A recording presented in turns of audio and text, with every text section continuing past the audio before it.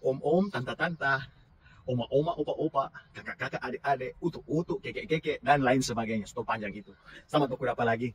Orang di ruang informasi. Kali ini kita mau bahas tentang informasi tentang api. Tanggal 5 September malang-malang, kita dengan Maitua ada di Interstate 210. Kung Maitua bilang, lihat, ada api di gunung. Ternyata itu kebakaran hutan di Highland. Saat ini kebakaran itu dikenal sebagai line fire. Dimulai tanggal 5 September 2024. Terjadi di Baseline Road dan Upland Street. Oh, ini api cepat sekali menyebar. Kenapa? Karena vegetasi kering, medan yang terjal. Dan sampai tanggal 7 September, so lebih dari 33.000 hektar tanah yang terbakar.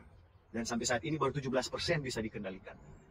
Teman-teman komunitas-komunitas di wilayah San Bernardino sangat terpengaruh oleh api ini. Perintah evakuasi sudah diumumkan. Di beberapa daerah, sekolah-sekolah ditutup. Lingkungan di sekitar Calle del Rio dan Highway 38 semua sudah tutup.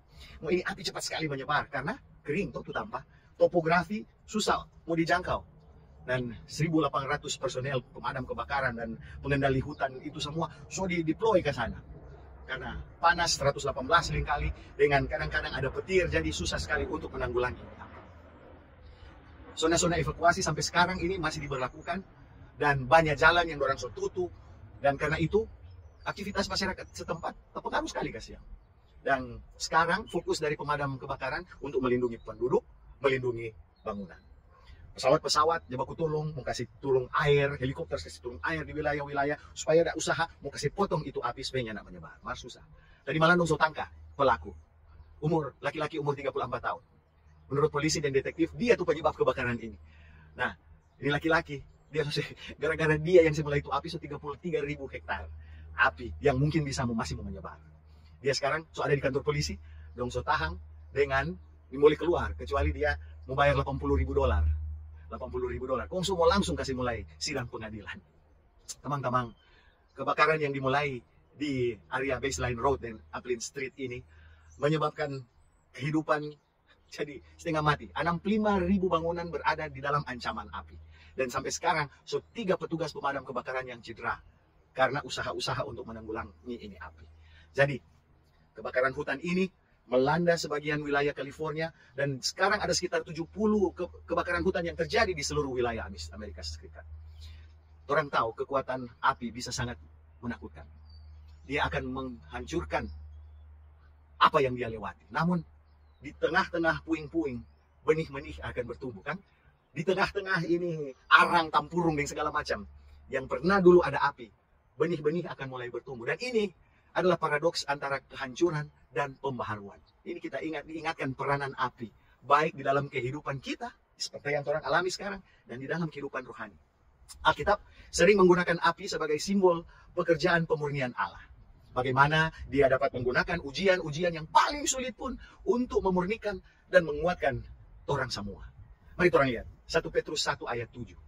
Ditulis, maksud semuanya itu ialah untuk membuktikan kemurnian imanmu yang jauh lebih tinggi nilainya daripada emas yang fana.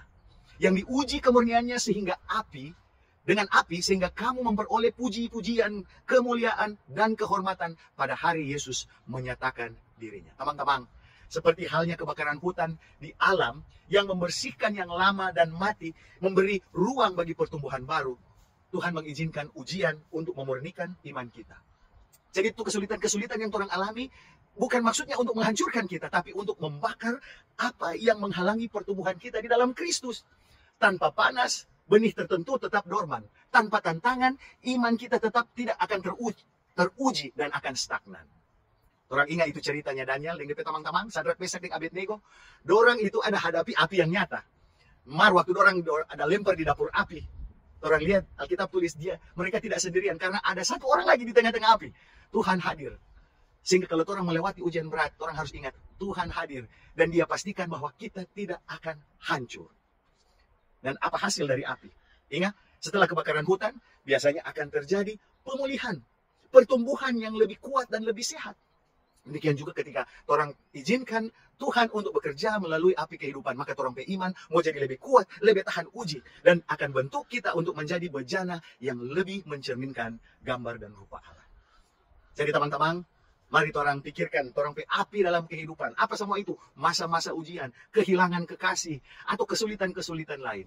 Ingat baik-baik, Tuhan mengizinkan itu, pengalaman-pengalaman itu untuk memurnikan orang punya hidup. Karena api Tuhan itu bukan bertujuan untuk menghancurkan, tetapi untuk memurnikan. Oleh sebab itu teman-teman, percayalah, ketika orang melewati proses pemurnian ini, Tuhan terus bersama-sama dengan orang semua. Tuhan memberkati orang semua sampai beberapa lagi di ruangan informasi selanjutnya. Dadah.